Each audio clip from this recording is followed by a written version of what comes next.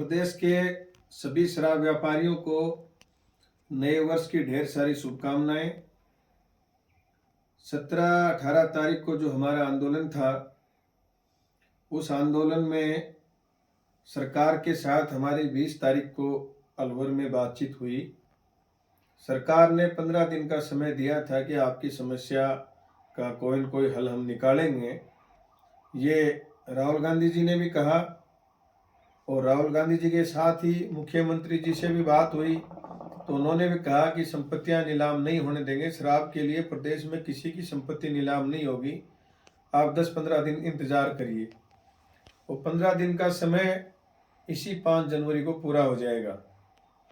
5 जनवरी तक हम सारे लोग उसका इंतजार करें कि सरकार उस पर क्या सोचती है, क्या उसके विचार हैं। हमने एक एक चीज़ बारीकी से सरकार को समझा दिए। दूसरा, मेरा ये कहना है कि विभाग के पास अभी सरकार की तरफ से कोई आदेश गया नहीं है, तो विभाग रूटीन में जो अपनी प्रक्रिया कर रहा है, उसमें वो संपत्तियों को कुर्क कर रहा है, अकाउंट सीज कर रहा है।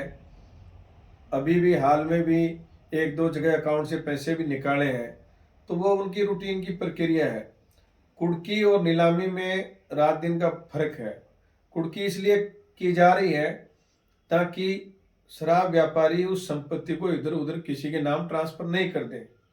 नीलामी का मतलब ये है कि उसको सरकार द्वारा नीलाम करके बेच के उससे पैसे इकट्ठे करके उसकी पूर्ति करे। तो जो संपत्तियां कुड़क हो रही हैं, उसके लिए भी कई जगह से फोन आ रहे हैं कि भाई साहब अब क्या होगा। तो ज़्यादा घबराने की जरूरत नहीं है, 5 तारीख तक इंतजार करो। 5 तारीख के बाद स्टेट कमेटी की मीटिंग हमने जयपुर में बुलाई है। उसमें आगे के प्रोग्राम की जो पूरी रणनीति है वो तय होगी। तय होके जो भी डिसीजन राज्य स्तर पर होगा उसको हम सब लोग लागू करें, ये दिमाग में आप लोगों को रखना है। 17 तारीख को जो लोग रात को वापस आ गए, वहाँ गए भी और रात को वापस आ गए, उन लोगों की वजह से आज दोबारा मीटिंग करने की नौबत आ रही है।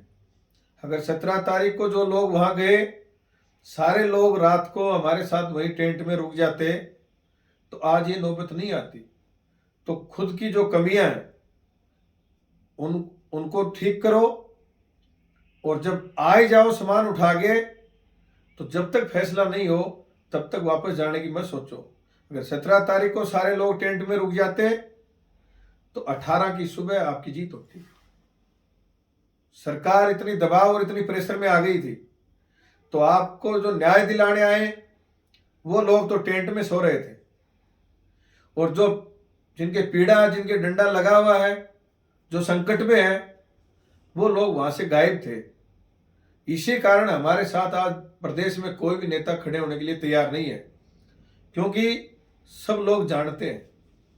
और ये जो नाटक देखा, इस नाटक के बाद वो चीज हकीकत में बदल गई कि आप किस तरीके से आंदोलन को टैकल करते हो, किस तरीके से अपनी खुद की लड़ाई को आप लड़ते हो। ये सारी चीज वहां देखने को मिली। तो 17 तारीख को जो लोग वापस गए, उनकी नालायकी की वजह से आज हमारे ये दोबारा मीटिंग करने का संकट पैदा हो रहा है। तो तमाम व्यापारी भाइयों से कहना चाहता हूं, आपकी कोई गोली नहीं मारेगा, और जलील होके मरने से अच्छा तो गोली खा के मरोगे तो शहीद कहलाओगे। लोग नारे लगाएंगे, मूर्तियां लगाएंगे, और घर बैठे बैठे जमीन संपत्ति नीलाम हो जाएगी ना, लोग थूकेंगे कि इसके कर्म ऐसे थे इसलिए आज ये इस पोजीशन में आ गए।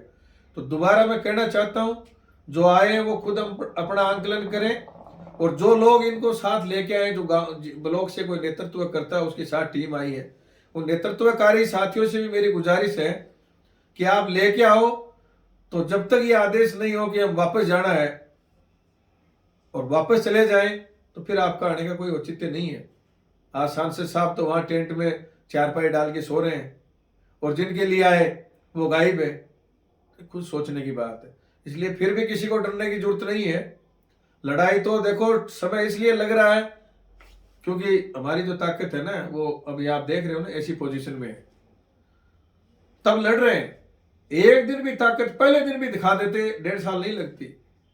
अरे 1500 लोगों के पेनल्टी, 1500 तो चाहिए कि नहीं चाहिए? पेनल्टी वाले नहीं आ रहे। फिर इस साल जिनकी ड्यू हो गई, इस साल जिनकी गारंटी पूर्ति नहीं हो रही, कमीशन नहीं मिल रहा, सारा कमीशन बीएलएफ में जा रहा है, 8 बजे दुकान बंद करके और गारंटियां टूटेंगी। अगले साल रिन्यूअल में 15% रिन्यूअल होगी, 30% शराब बढ़ेगी। इस साल शराब नहीं उठ रही, वो 30% बढ़ेगी। कहां से? आपको मरना तय है। तो बचना है, जिनको आगे भी धंधा करना है। पीछे जो लोग मर गए, एक तो अलवर का था, उसके पेनल्टी जहां प्रोग्राम हो रहा वहीं बोले मेरी दादी खत्म हो गई। दादी के दिन तो 15 तारीख को पूरे हो गए। मेरी खुद की मामी खत्म हो गई। खुद की मामी खत्म हो गई तो नहीं आया, दाह संस्कार पर इंतजार कर रहे थे लोग।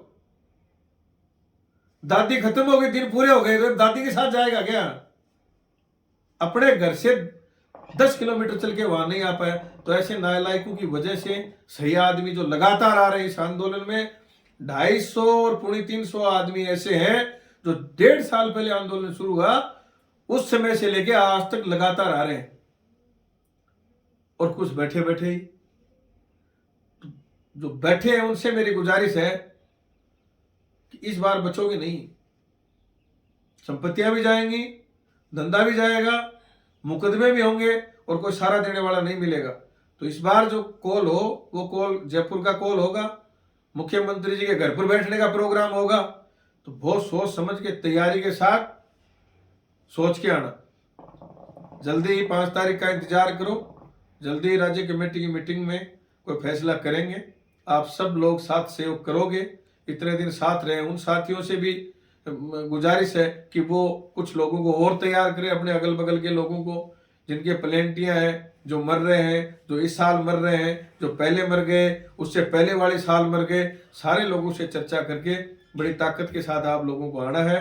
दोबारा नई साल की सबको ढेर सारी शुभकामनाएं। इसी साल में आपके ये संकट भी दूर होंगे और आगे अच्छे आपके दिन आएंगे। इसी आशा और विश्वास के साथ आपसे दोबारा निवेदन करता हूं कि जो कॉल मिले उसमें आप ईमानदारी से, लगन के साथ आप आओगे।